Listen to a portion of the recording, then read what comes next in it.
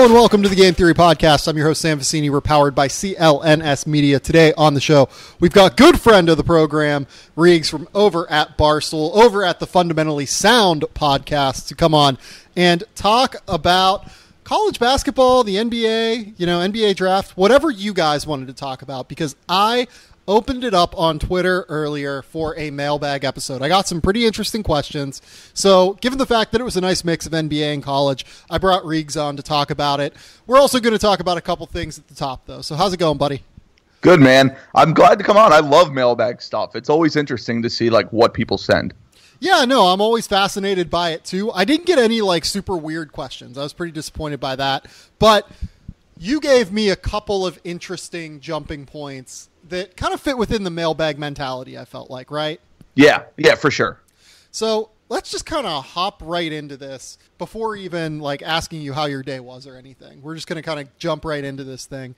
The first question that you sent me that was kind of up on your Twitter timeline today, yesterday, whatever, you are an NCAA Division I basketball head coach.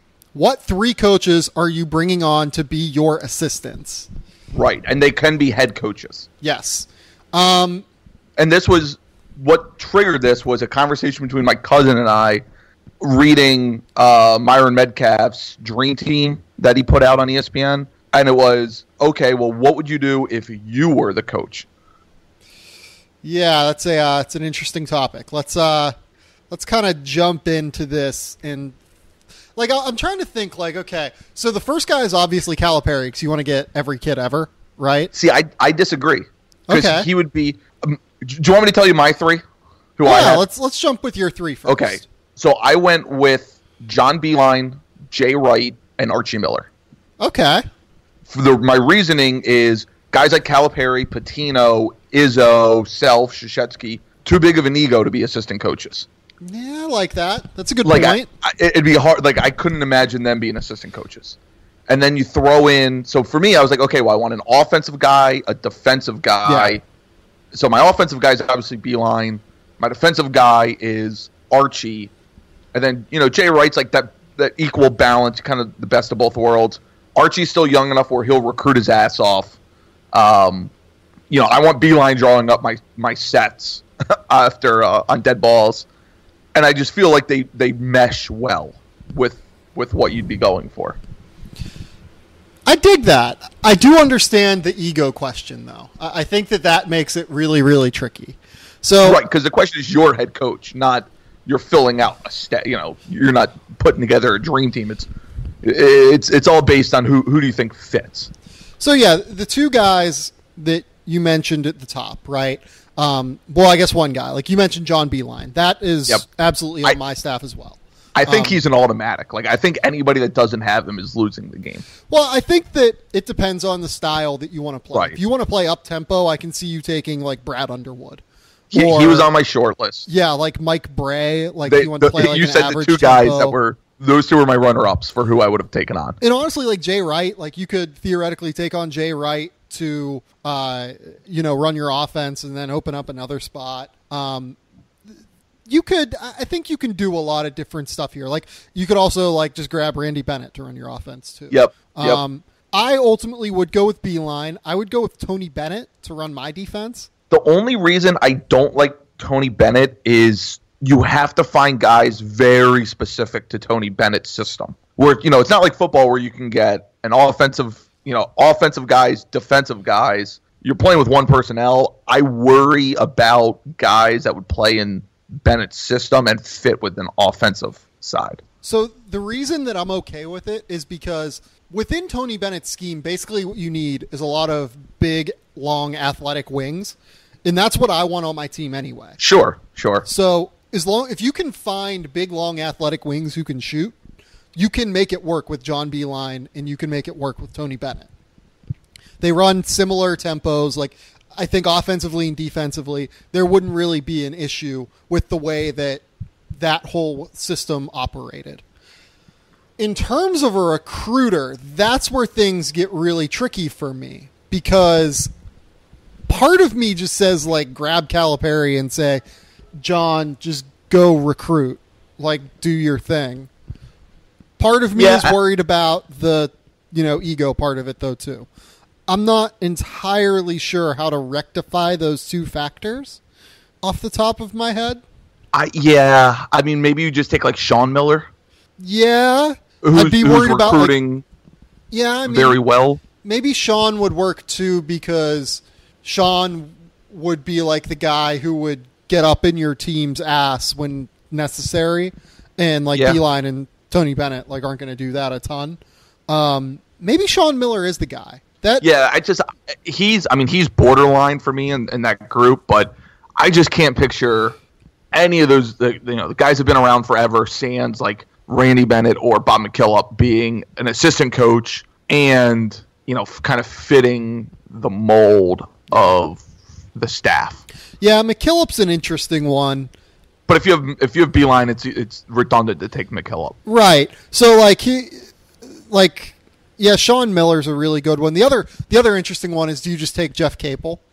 Yeah. Do you take like Kenny Payne? Yeah, just if you want the Kentucky recruiting or something like that. Full on pure recruiter, right? And not worry about the ego.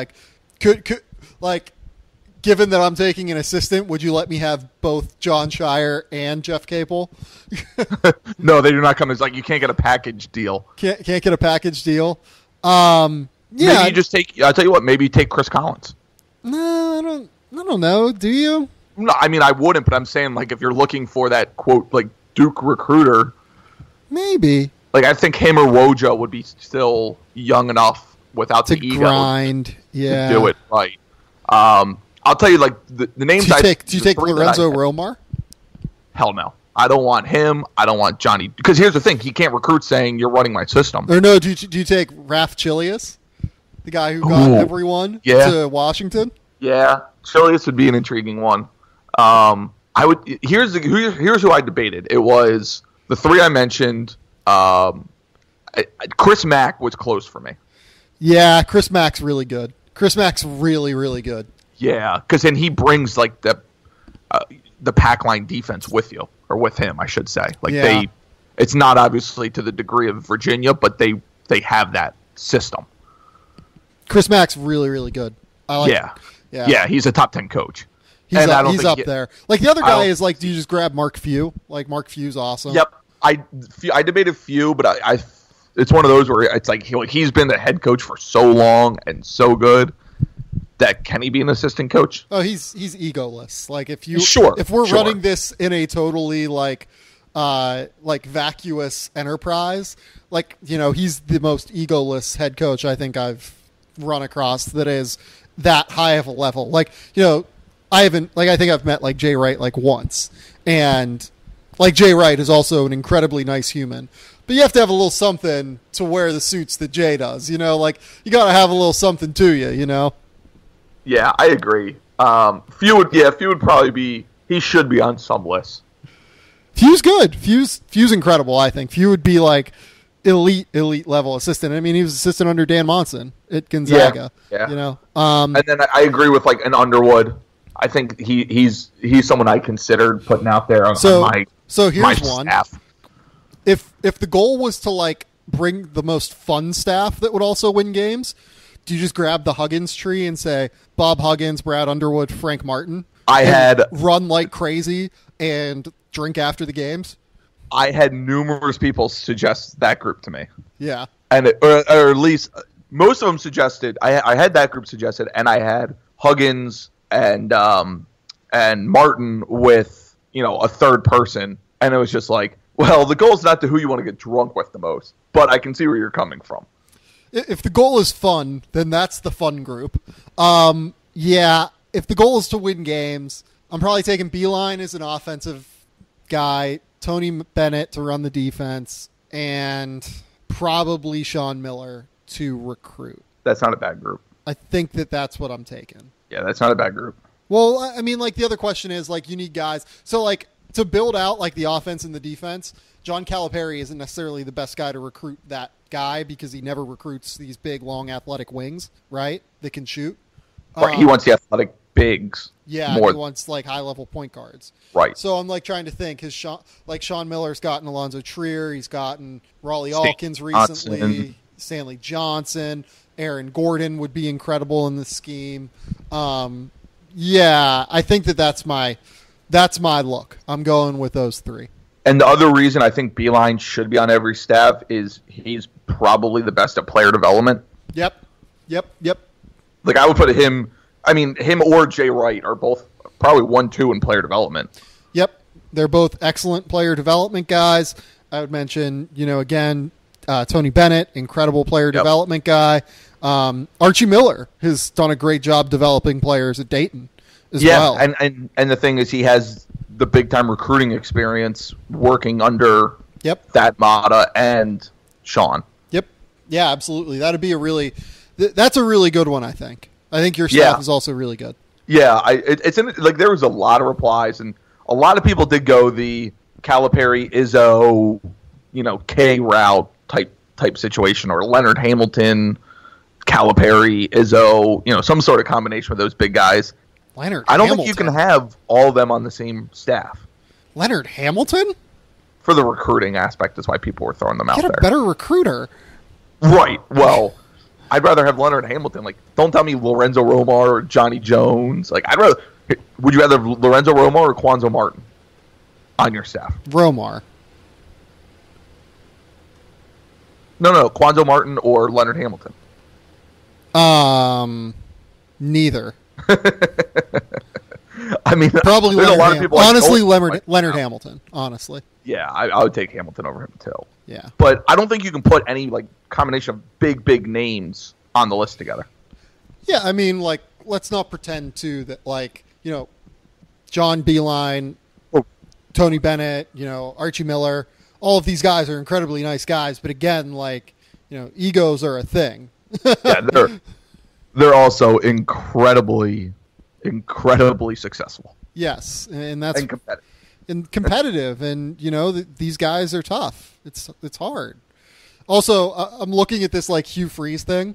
It's kind of amazing that Houston Nutt just led a downfall of Ole Miss football probably. I mean, they just let Marshall Henderson coach the team. Let Randy Kennedy coach the team. They should bring back Archie Manning. Yes, I'm all in on this. If I was in a Giants fan, I'd say bring Eli and Archie there together. But could you imagine? I know he didn't go there, but could you imagine? What are the rumors that here Peyton Manning's interested in the job? No chance. Does he even want to coach? No, but someone's going to say there's going to be a story tomorrow about Peyton Manning coaching Ole Miss. He didn't go to Ole Miss though. He went to Tennessee. I know, but they're still SEC. His dad and brother. He's bored not playing football anymore. I guarantee you somebody will have that story. Yeah, maybe. I doubt it. It'd be a really dumb story. They're going to get laughed off the internet, but somebody will write it. That'd be funny. All right, so you brought up this other idea here. Top 5 basketball movies ever. Yep. This one's a tough one for me. What are your 5? All right, so to preface it, Hoop Dreams does not count. That's a documentary. I'm ruling out, documentaries do not count. Right, I'm ruling out Hoop Dreams, any sort of documentary. Not got in for that number 1 spot where Michael Beasley runs headfirst into a wall. Right.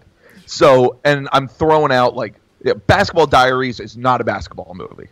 Ooh, okay. I don't think that's a basketball movie. So my 5 is in order. I got Hoosiers 1. Yes, I know it's cliche and corny. I do not care. Hoosiers is probably my number 1 too, for what it's worth. So. 2, White Men Can't Jump. Okay. 3, He Got Game. Yeah. 4, Blue Chips. Yeah. And 5, Sunset Park. Okay. I can do that. So I'm gonna go He Got Game, number 2. I'm gonna go Above the Rim, number 3. That was 6 for me. Oh man. See, White Men Can't Jump is good. It has to be on the list, I guess. I think it does. It has to be on the list. It's just hilarious. But I don't know. I probably enjoy the shittiness of Eddie more than I enjoy watching White Men Can't Jump now. Oh, man. I think Eddie is more rewatchable than White Men Can't Jump. Oh, man. Anytime I see White Men Can't Jump, it's on. Yeah, no. For some reason, I don't feel that way. I saw it once, thought it was amazing. I saw it the second time, and it was very diminished for me. I was just this isn't as good. I haven't seen Eddie in a while. I might have to watch that sometime soon. does basketball count? No, because that's basketball. Okay, just checking. Yeah. I'm trying to think. Like, yeah, I think Eddie would probably be number 5 for me, just because it's like objectively a really bad movie, but it's like it's the good kind of bad movie, and that's what I want from like a basketball movie. Once you get past like the awesome ones, like Coach Carter is fine, but like I'm not sitting here like wanting to watch Coach Carter. Like I would rather watch Eddie over Coach Carter if it comes on TV right now. So many people yelled at me for not having Coach Carter, Glory Road, and Space Jam on. Kind of didn't think Glory Road was even that good. Yeah, Glory Road was like number 9 for me. It's just like I feel like it's one of the more recent ones, and a lot of people got caught up with it. Yeah. Same thing, like Coach Carter. I think people just like remember like Samuel L. Jackson. Space Jam. It's like it's good. Don't get me wrong, but you're a sheep if you have Space Jam up there. Yeah, like if you at your age now and like at my age, like I'm not going to put on Space Jam. Like I will put it on for my kids when I have kids someday, but like if it's on, I might put it on but it's not like first choice. Yeah, like, I'm like, oh, let's see what else is on. Okay, I'm gonna put on Space Jam.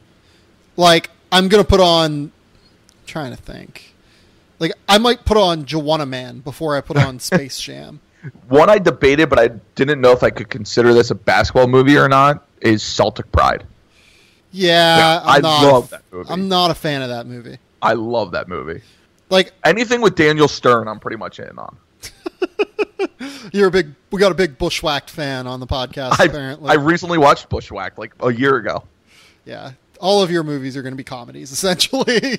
Right. But I was like, I don't know if I consider Celtic Pride a basketball movie. Yeah. Like same with Finding Forrester. Like Finding Forrester isn't a basketball movie. I enjoy it, but I don't think it's like a true like basketball movie. I'm trying to think of like other like, true basketball movies. I mean, like Love and Basketball. That's fine. Like does O count? Like the Othello movie? Maybe.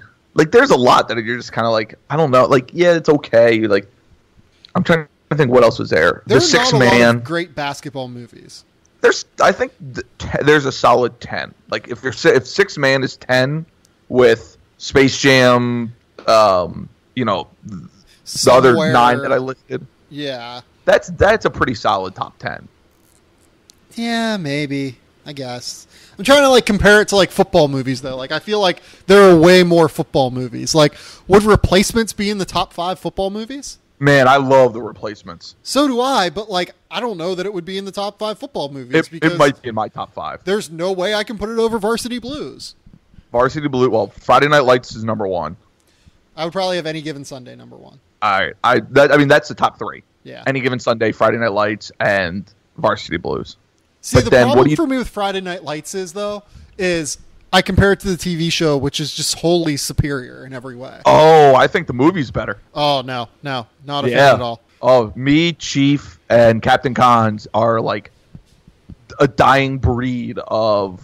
We get like it's an internet fight every so often, and the three of us are just strictly Friday Night Lights, the movie is better. Now, both are ridiculously amazing. Yeah. But I love the movie.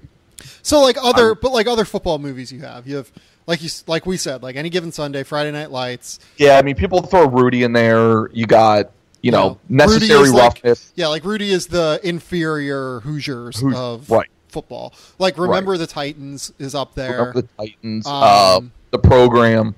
Jerry Maguire. Do you call that a football movie? No. I feel like that's more of because like the main character is an agent. It's like true. It's more like a. I don't know if it's a drama about a football relationship more than a football movie. Yeah, it's true.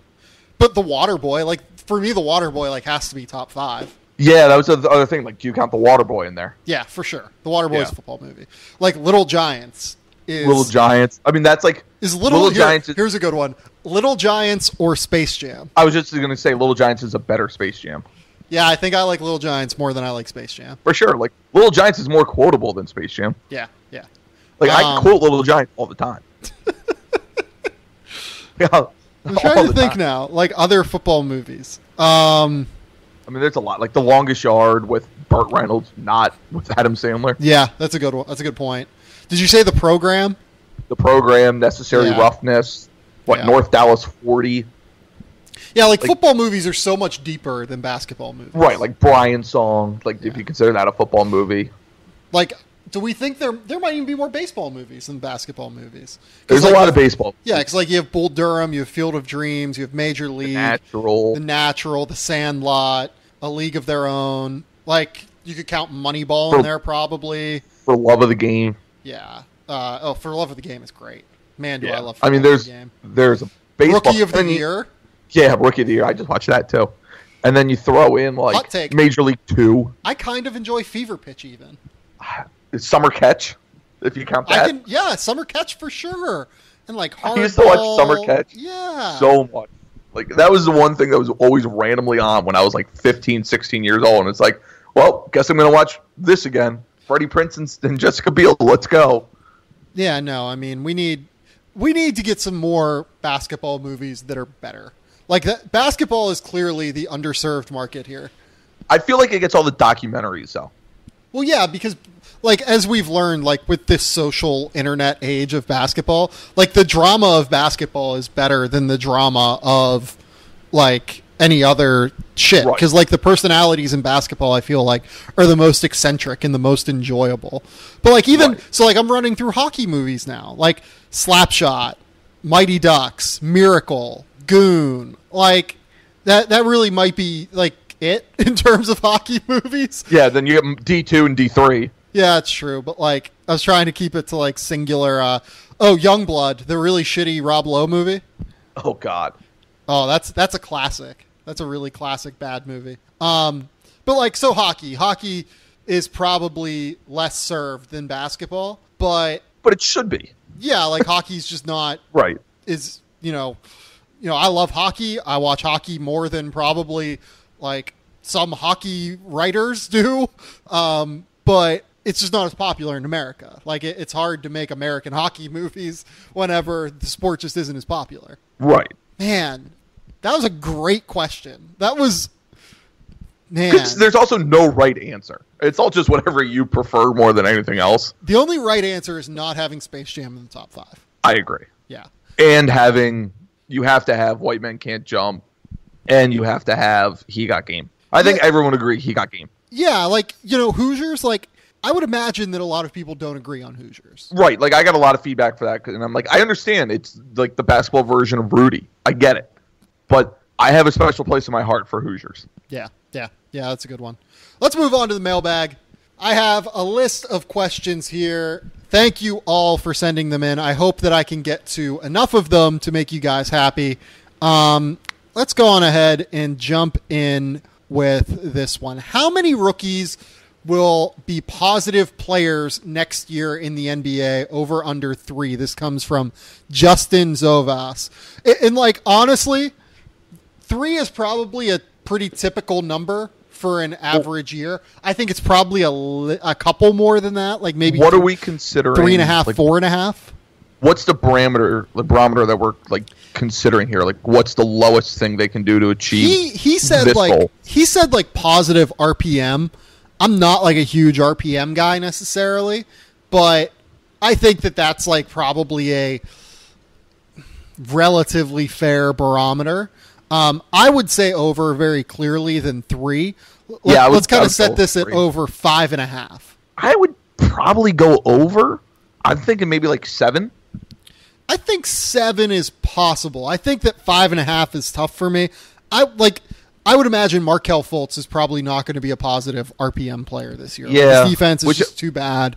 And, in terms of positive impact players, I think Markelle Fultz is a starter on a playoff team. I think Lonzo Ball is a positive player. I think that Jason Tatum in situational usage will be a positive player. Josh Jackson, I think, will probably be a positive player. I think De'Aaron Fox is going to be a positive player. Probably a positive player. I think Dennis Smith, probably going to be a positive player. Yep. I would say Donovan Mitchell, maybe? I was going to say Mitchell. You know what? I think Bam might be a positive player. Bam could be, because that's a really good scheme for him to fit in seamlessly early on. That's exactly my thought process on it. I mean, kind of a sneaky one. Caleb Swanigan. Swanigan. Like, I don't think he's ever going to be like a ton more than what he is right now. But just because the athleticism is really, really going to have to improve for him to get a lot more out of his skill set. But he really just might be like a positive influence right now. Like he's ready to play. What about some? I think will he play enough? What about someone like Josh Hart? Josh Hart could be. Yeah, that's not a bad call. You know, like I was trying to think, like could like Frank Mason or like Shimmy Ojale, like some of the older guys. Like I think that would be possible. I don't know how Ojale gets on the court though. It's the problem. Yeah, I would say probably my over/under that I would set would be 5.5. I would probably I'll go over. Over. I think I will too. I'm a big fan of this rookie class, to be sure. Same here. I think it's really deep and not star deep, but really good rotational player deep. Yes, I would agree. Bay Crowder asks, last year you wrote a great column ranking Simmons and Ingram in the context of previous top prospects. How do Markelle Fultz and Jason Tatum stack up? I would say Fultz. So I think I had Ben Simmons at number 11 in the one and done era, and I think I had Brandon Ingram at number 13 in the one and done era. I'd probably have Fultz. Who'd you have at 1? Did you have Davis or? I had Greg Oden and Kevin Durant 1, 2. Oh, yeah, that's right. And then I think I had Anthony Davis 3. Yeah. I would probably say Markelle Fultz would be in the 8-9 range of this thing, kind of off the top of my head. Yeah. I think he is a similar prospect, probably a slightly worse prospect than John Wall. I would put John Wall above him. Yeah. Yes, I think I would too. I would. So I agree with him. Oden, Durant, Davis, Towns. I had Towns Wall. in the top 5. I think I had Derrick Rose ahead of Wall. Rose, yeah. I mean, Rose is probably your 5th. Wall probably 6th. Underrated. I think I might have had Michael Beasley like right around the top 10. Yeah, I mean, he was so good in college. Yeah. I think I had Jabari Parker at like 10 too, because I figured like he's... Man, you had him a little bit more than I would have. Yeah, I was always a really big Jabari fan. So like think about it this way, like so he was the number 1 player in his high school class basically from sophomore through senior year. Oh, right.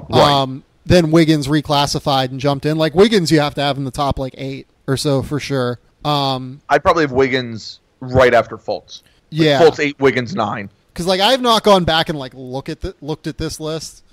Let's see if I can find it. I'm just trying to remember like how I felt about these guys. Like taking away NBA, obviously, because I feel like a lot of people look into that. How I felt about these guys on draft day or leading up to draft day when they were there.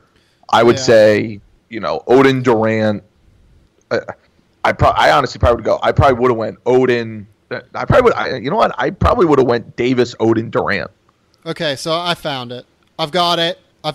Greg Oden, Durant, Anthony Davis, Karl Towns, Derrick Rose, Andrew Wiggins, John Wall, Blake Griffin. He averaged like 23 and 14. Michael Beasley, Jabari Parker, and then Simmons, Embiid, Ingram. Yeah, I would have Fultz. Go ahead, you first. So I would have mine a little bit different than yours. Like I would have had. I agree with the top 4 with Towns at 4. I would have had Rose at 5, Wall 6, Fultz 7, Wiggins 8, and then who did you have after that? Like the Beasley, Parker, Ben Simmons group. Yeah, so I probably would have went Simmons after Fultz, and then or after Wiggins, and then I probably would have went Beasley. I would probably have Fultz 8 or 9. Yeah. Somewhere in that range. So after John Wall. I had John Wall at 7. Then Blake, then Beasley. I would have him certainly ahead of Beasley in the same class. Sure, in my 10. Yeah, in the same class as Blake Griffin. Not entirely sure which one of those two I would end up putting higher. Yeah, that sounds right. I feel like that's right. All right, from Legs, a.k.a. Leg Sanity. Any chance Miles Bridges rises to number 1 on your 2018 NBA draft big board, including Marvin Bagley? No. Yeah. Not with Marvin Bagley. Yeah, it would be really hard for me to envision a circumstance where he would jump up ahead of Bagley. I mean, he could jump to 3. I think if Bagley reclassifies, I think Bridges' peak is 3. You know what? Like, if you told me he gets drafted ahead of Michael Porter next year, I wouldn't bet on it. Like, I would definitely take Porter. But I'm taking team considerations out of it and just saying big board. Yeah. And I think his peak is 3 because I don't think he passes Porter on big boards. If you told me that he did, I wouldn't be, like, totally shocked. I don't think he will, but I don't think it's, like, totally out of the question, I guess. Yeah. I just, to me, he's really good. I just think his peak, if Bagley reclassifies, is 3. Yeah. With over Bamba, over... Yeah, over Bamba. Luka Doncic is a very polarizing prospect. It all depends what you think of it. Yeah, like athleticism versus analytics is going to be the key there. Yep. Ooh, here's a good one. What teams for the 2017-18 season, this is from Pete Helland, may fall short of expectations due to mismatched talent a la Duke last year? I mean, I think you could throw out Duke this year. I don't know that their talent's all that mismatched this year, to be honest. But they don't have that. I mean, they're really deep in the backcourt. They don't really have anything in the front court outside of Marcus Bolden. They have Wendell Carter. And Wendell Carter, yeah. And, like, you could play Gary. I think, honestly, you could play Gary Trent at the 4. All right. I'll let that one go. Kentucky's a little bit mismatched because you don't really have shooters again. That would be my pick. They'll be a popular pick. I'm trying to think who else. Like, who's in top 10 that's a little mismatch. Kansas, I think, is fine. Michigan State's fine. Arizona's fine. Louisville's fine. I mean... Villanova's fine. Look, like, I love USC this year, but, like, they have a lot of overlapping talent. Yeah, they have a lot of the same. Yeah. They're like Kentucky, a lot of the same. What about Miami? Miami, maybe. I mean, Bruce Brown and Lonnie Walker are just freaks on the wing. That could be an interesting one. Who else? Florida, but I feel like they're not mismatched. Yeah. I think the correct answer is Kentucky. Yeah, I think that's very clearly the question. Like, are they going to get enough shooting? Yeah. Are they going to get enough? Like, Quade is a really, really good passer, but, like, are they going to get enough lead scoring from the backcourt? Like, I think so just because I'm really high on Shy. Yeah, like Alexander is amazing. Kevin Knox. Kevin Knox is good, but if they're going to play him at the 2, that's not going to work well, I don't think. Yeah, I don't know what... It'll be interesting to see how they... Because that's the thing. How do they... If you're Calipari, how do you set up this lineup? Yeah, because, like, everyone says they're real excited about P.J. Washington right now. You know, Jared Vanderbilt, like, where does he fit? Diallo.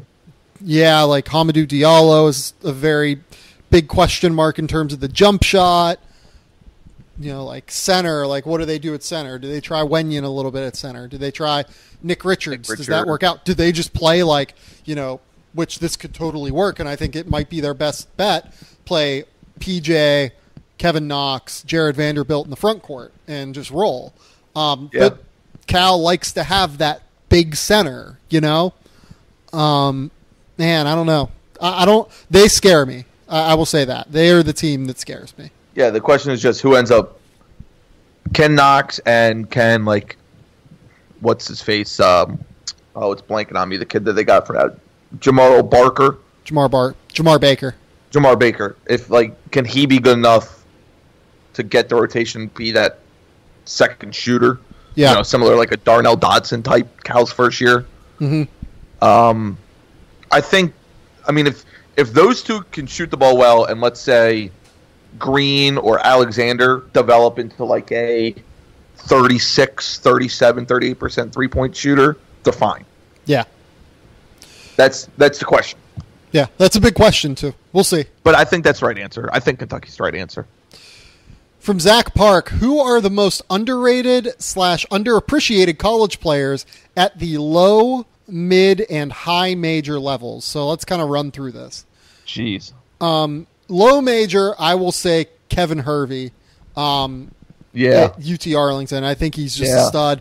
That's probably like confirmation bias because I was around them for 24 hours last year, like in their locker rooms and in their huddles. And he is really good, though. Yeah, like I love that team. Scott Cross is amazing, and I love their assistants. Like, can we count Casey Benson now that he's at he's going to wreck, and they're probably going to make the tournament. Yeah. So, he might be the most underappreciated at the low level. Yeah, he's going to wreck at that level. He's going to be awesome. And they got another. You know what? Like, another kid is Josh Braun on their team too. He can shoot the shit out of the ball. They're good. They have Robert Bloomberg's coming over from Latvia, who is really, really good. Like, they're going to be awesome this year. Like, they have a shot to beat someone in the NCAA tournament, I think. I'm trying to think who else could be out there that... I would have thrown out Jordan Davis at Northern Colorado, but he seems to be getting a little bit more attention recently due to playing for Azerbaijan in the U20.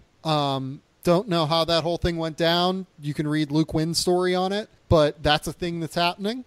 I'm trying to think. What about like Trey Bell Haynes from Vermont, or Anthony Lamb from Vermont? One of those guys. Yeah, the Vermont kids are good. Yeah, I'm just trying to think like true like low level, like they're never getting over a 14 seed type.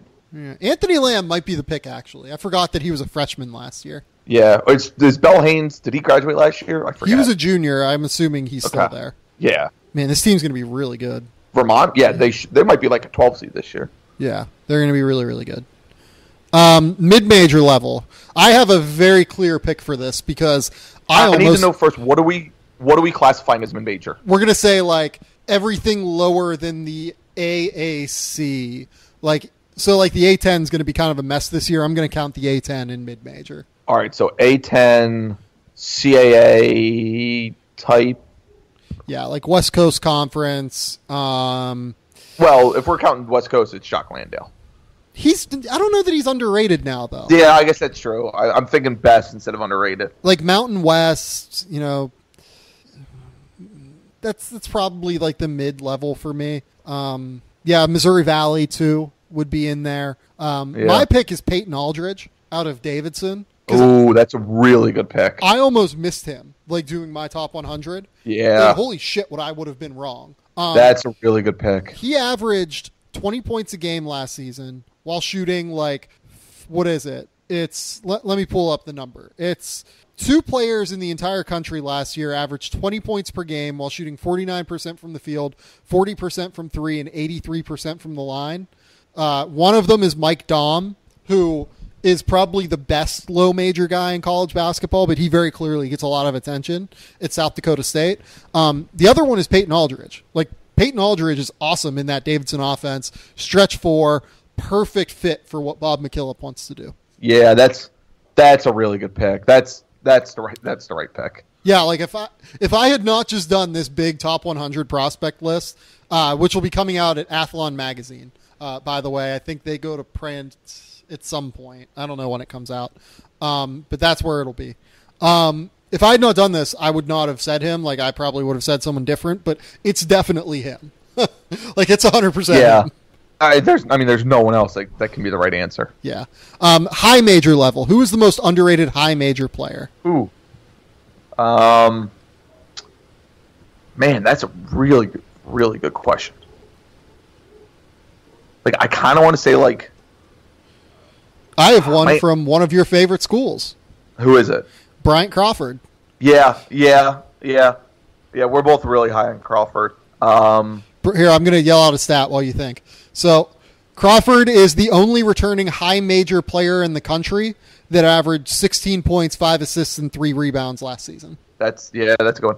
You know what? Kadeem Carrington might be my pick. I like that one. That's a really good pick, too. Because he's a little overshadowed with Angel Delgado, and rightfully so. Delgado's the better player. A little bit with Desi Rodriguez. I know people that think Desi is better. Yeah, I think that's what I'm going to go with. Yeah, he's a beast. He's really, really good. Dropped 41 in a game last year. He can do a lot. Like, you can pick a lot of different guys. Although, you know who the right answer might be? We were texting about him. Is Rob Gray. I don't know. Yeah, Rob Gray is, if you're counting the AAC, which I guess we have to if we counted if they weren't not in the mid-majors. Yeah. Rob Gray is really good. Like, every AAC coach I talked to was like, I don't know anything about Wichita, but Rob Gray is the best player returning to our league this year. And I had to talk to 4 or 5 of them to do this list. So, unbelievable. 20 points a game, threat at all 3 levels, can score, in bunches, in absolute bunches. Yeah, I'm a big fan. I'm a big fan of Rob Gray. Yeah, I think those three would be the underappreciated, easily the top three in the mid majors, or I'm sorry, high majors. Is the Grizzlies selection, this one from Timothy Donovan, is the Grizzlies selection of Ivan Rabb right before Jonah Bolden, Jordan Bell, and Shemi Ojeleye the dumbest pick of the draft? It's not good, but we're both also down on Ivan Rabb compared to others. Yeah, like, I'm not going to say it's the dumbest by any stretch of the imagination. I would take... No, especially the way Dennis Smith looks. Yeah, like, I would take Jordan Bell and Shemi Ojeleye over Rabb. I probably would still take Rabb over Jonah Bolden. But it doesn't look great, I don't think, necessarily. Right. It's all going to depend on how Memphis can develop Ivan Rabb's body. He has all of the fluidity in the world, ambidextrous with both his right and left hands, really, really good rebounder, soft hands, catches it on the move. Probably more of a center, though. So it's going to depend a lot, I think, on if he is able to develop his body and if Memphis can do work on his body and get it to where it needs to be. Yeah, I mean, I don't know if it's the dumbest. I'm looking at the draft and trying to figure out what would I consider the quote, dumbest pick. I have a pick for that. What do you have? I would say Justin Patton at 16 to Minnesota. Yeah, I did not like that at all. Yeah, I was not a fan of that. That was dumb. Honestly, yeah, I'm not high on Patton, like, comparatively. Like, I think I have him at, like, 28 on my board. 27, like, something in that range. Take John Collins there. Well, I was just going to say, don't take a big if you're Minnesota. Well, that too. Like, Minnesota has just a billion bigs. They have Karl Towns. They have Taj Gibson now, which they didn't know, but, like, freaking Tom Thibodeau knew that they were going to end up with Taj Gibson. I feel pretty confident of that. They should have taken Terrence Ferguson probably there. Maybe. Depends on what you think of Ferguson, but yeah. But they also have Cole Aldrich. They have Gorgie Jang. Like, Justin Patton is genuinely their fourth string center before you take Taj Gibson into account. So, yeah, I was not a fan of that. There's just not enough value in centers in today's NBA. I'm interested in this. Who would you say is the best value pick of the round? The best value pick? I think, man, well, it's a little bit of a cop-out, but if OG comes back to the OG that everyone thought, him at 23 is the steal. Yeah. I think that people overrate his offensive game still. Like, I'm still pretty concerned about that, but he could definitely be a steal at 23. Right, like if he becomes Andre Roberson with a little bit better offense, yeah, he should have been. He went 10 spots too low. Yeah, like Shemi Ojeleye for me went 20 spots too low.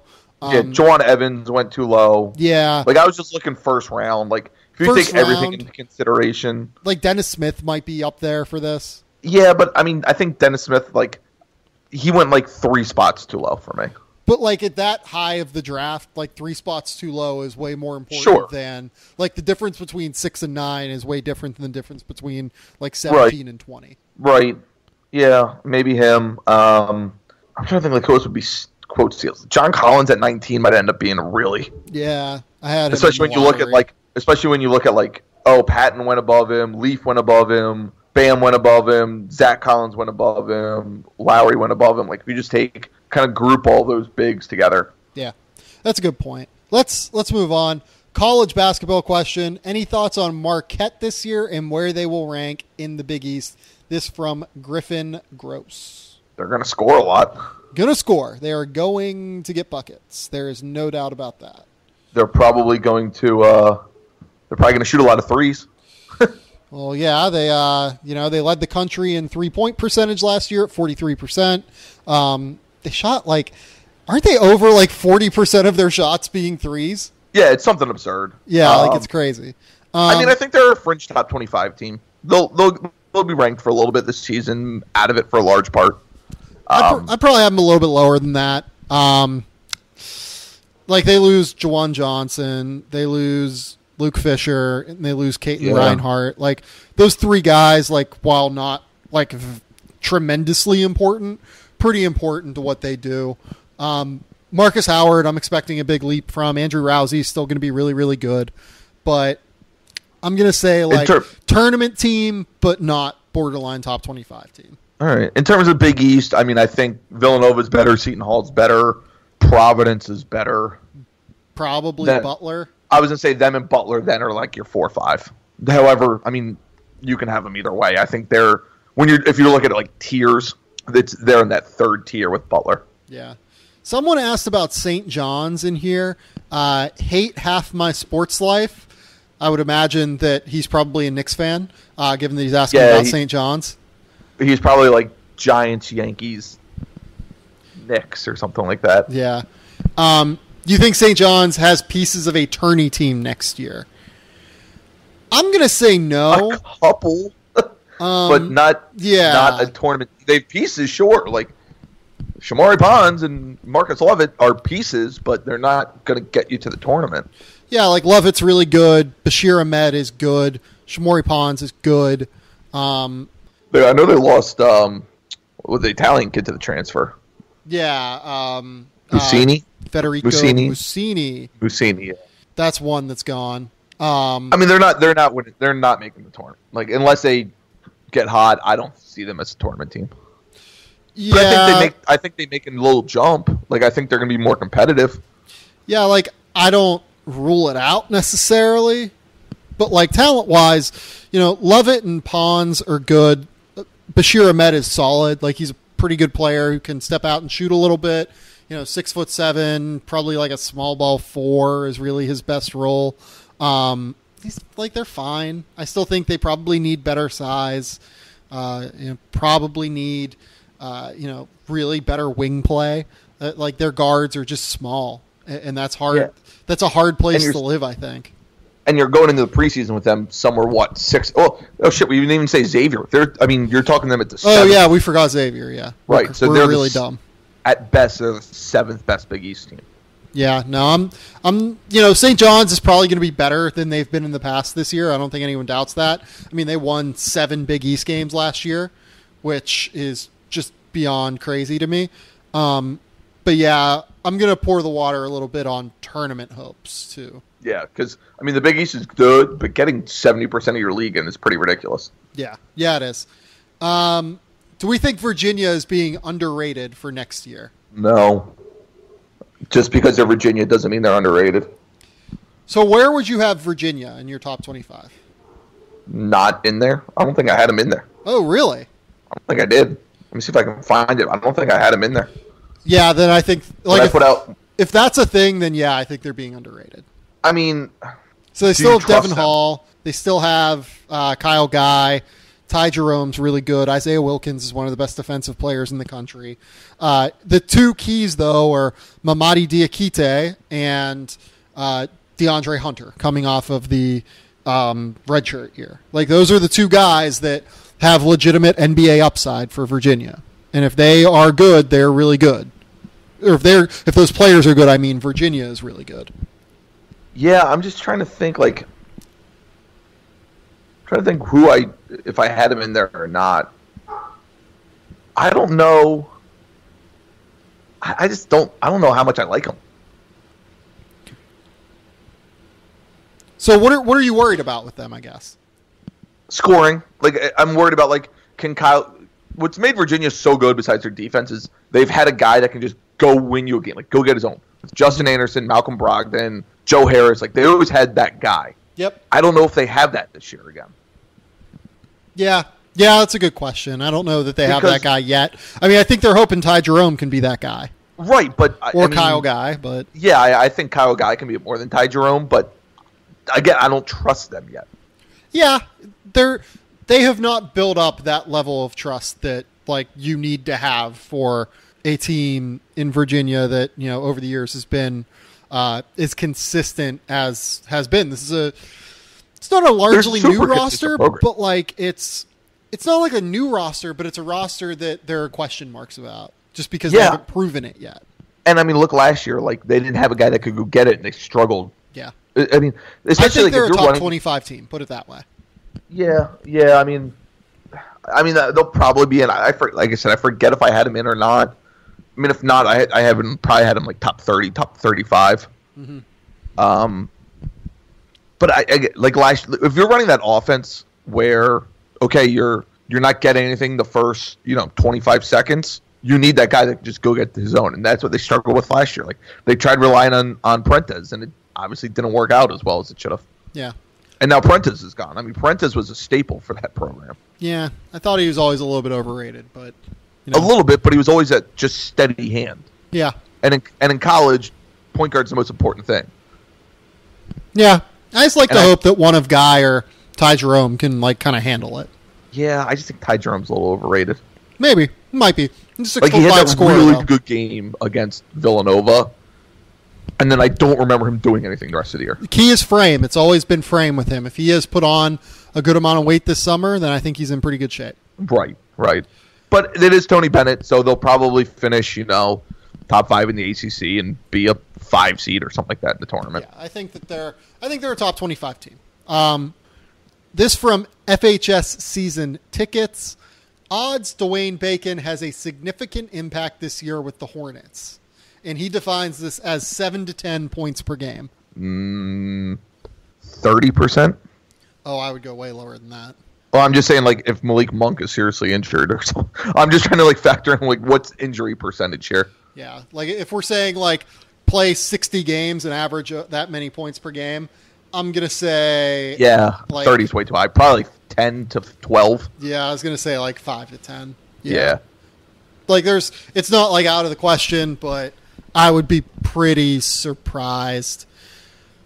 Best international player in the NCAA next season. In the NCAA? In the NCAA. Huh. Man, that's tough. I got to remember where everyone's from. Matt Barisi. Angel Delgado. Right. Like, I have to remember where everyone's, like, what everyone's nationality is now. Yeah, I think Angel Delgado is probably my pick for this. Yeah, Delgado or Landale would probably be the top. Is it Landale from Australia? Yeah, Jock is from Australia. Yeah. Angel Delgado, for those who don't know, is from the Dominican Republic. Dominican. Both of those guys going to be double-double machines, probably average. Like, Delgado will probably average, like, 15 and, like, 13. And Londale. I think he goes, like, 18 and 14 this year. Like, it wouldn't shock me if he does that. Yeah, and then Londale probably going to be at, like, 18 and 9, but Londale's numbers will belie his overall impact because St. Mary's runs the slowest offense in college basketball. I'm trying to think, is there someone from, like, Canada that we're overlooking? Deng Adele is from Australia. Yeah, Adele's one. Like, who's the Canadian on Gonzaga's roster that's going to be really good this year? Who is on Gonzaga? I mean, the guy that's on Gonzaga is Rui. Yeah. So, I don't think he's going to be better than anyone we listed. Probably not. Like Killian Tilly from France on Gonzaga's roster. France. Yeah. I don't know that there's a Gonzaga guy here. Yeah, or I'm trying to think, someone like a... I'm just trying to remember what nationality everyone is. That's always the toughest part. Yeah. I think it's Delgado or Landale. I think that's probably the pick. Yeah. Kobe McEwen is from Canada, out of Utah State. Underrated player, like really sneaky, has a shot to be like an NBA pick this year. Someone asked about like mid-majors to watch, like his potential first rounders. If Kobe McEwen took the leap, I would say he's a pretty good answer to that question. He has a pretty good shot to do so, I think. I wish Giannis's little brother wasn't injured. I'd like to see him at Dayton. Yeah, that'd be really good. Shamal asks, Kyle Kuzma was your lowest rated pick from last year's draft. Does Summer League change any of that? Also, does this game translate to the NBA? He was definitely my lowest rated first round pick for sure. I think I had him at like 46, 47, something in that range. Does Summer League change any of that? I think yes. A little bit. He's one of the ones where I could see it changing a little bit just because of how well he played, but he's still like a 6'9" stretch 4 with like a 7-foot wingspan who had a hot shooting run. He was like a 32% 3-point shooter in college. The shot is very translatable to the NBA. I will like admit that totally. It's very smooth. It's easy. Going to probably be a good 3-point shooter from the corners. The question with him has always been, it's always been effort, and it's always been consistency. Yeah. Like, these 8 games that he just played in Summer League were the most consistent games he's played in his career. Like, I don't know how to value that yet. It's hard. Like, I would have him higher on my draft board for sure, like, knowing this sample. Bump him up to 30, 30 to 35 or something like that. Yeah, like, I don't know that I would have him, like, higher than a late first rounder, to be honest. Oh, like, no, absolutely not. Like, Summer League does not change that. Like me and you talked about the other day on my podcast, is you look for kind of what have they switched something in their game? Are they showing a new move that you haven't seen yet? I mean, Kuzma's still one of the more talented players in the Summer League. Yeah. Like and then that that's what shows in Summer League. I don't know. Like, man, I don't know. My thought process, like, it's changed a little bit, but not drastically. I think that's where I'm at. Like, this isn't like a drastic, shift in opinion, but I'm rethinking the fact that, like, I had him at 47. I was probably wrong about that, just given his actual skills. Right, he's not like all of a sudden like a top, like, people be like, oh my god, he's the sleeper of the pick or a sleeper of the draft. Yeah. Last question here that we'll do. Durantula FC asks, obvious, but Derrick Rose fit with the Cavs? ? So no. I guess, like, what is his fit with the Cavs? No. No, I mean, that's my answer. Is just no. Yeah, I'm not a huge fan of the pickup if they go through with it. So the problem with this for me is I don't see how he helps them against the Warriors, because if you watch that final series, there were 5 minutes a game where LeBron James and Kyrie Irving weren't on the floor, right? Like, one of the two. So right, and it's going to be the same this year. Right. With Derrick Rose, you're essentially putting the ball in his hands and saying, okay, we're going to have him, like, play as, like, a drive and kick point guard, which his passing has been fucking terrible over the course of the last, 5 years. When's he passing? Yeah, like, he's been an awful passer for the last, like, really this year he was terrible. The Knicks assist rate went from 60% with him off the floor to 50% when it was on the floor. Like, he's genuinely harmful in terms of moving the ball. And you have Kyrie, who's a ball-dominant guard. Yeah, you're taking the ball out of Kyrie and LeBron's hands to put it in Derrick Rose's hands. Because both are a lot better. Yeah, like, here's the other thing, too. You can't play Derrick Rose off the ball because he's like a 30% three-point shooter on catch-and-shoot shots. Like, now, you can play Kyrie off the ball, but you need to have a pass-first point guard. Well, I mean, Kyrie's not like a pass-first point guard, but he's a much better passer than...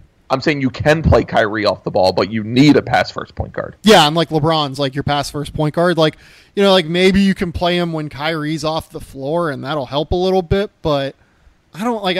he's just going to, like, clog it up for LeBron more when Kyrie's off the floor, because you're not going to take the ball out of LeBron's hands. I don't... like, and that's before we even get to the defensive side of the ball, where he can't guard anyone in that Warrior series. Nope. Like, not to mention he's a little bit of a head case. He's a terrible defender. And by the way, this is a point I brought up with Dieter in the Losers podcast of the offseason last Wednesday.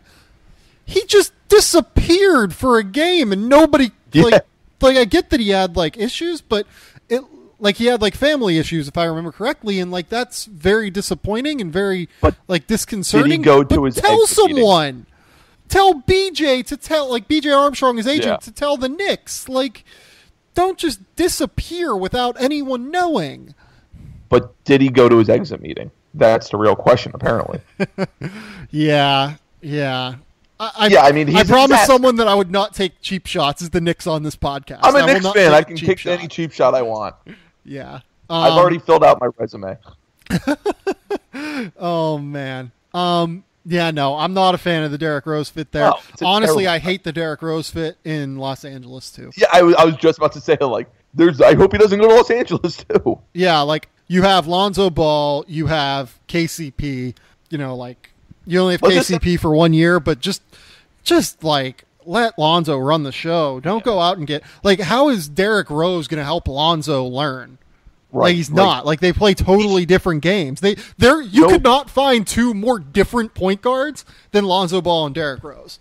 You know where Rose should go is New Orleans and just have zero spacing whatsoever. That's another mess.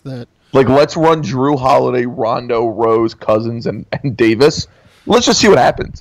That would be number one league pass. For whom?